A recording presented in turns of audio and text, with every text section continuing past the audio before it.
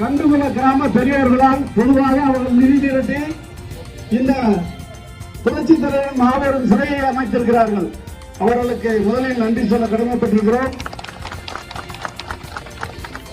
அந்த அடிப்படையில் இன்று மதுரை புறநகர் தெற்கு மாவட்ட கழகத்தின் சார்பாக மாண்புமிகு புரட்சித் தலைவி அம்மா சீரிய நல்லாசியோடு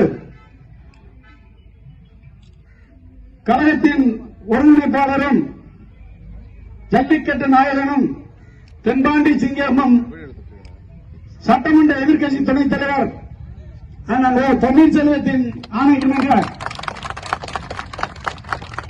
புரட்சித் தலைவர் எம்ஜிஆரின் 35ஆம் ஆண்டு நினைவு தினம் கொண்டாடப்படுகிறது.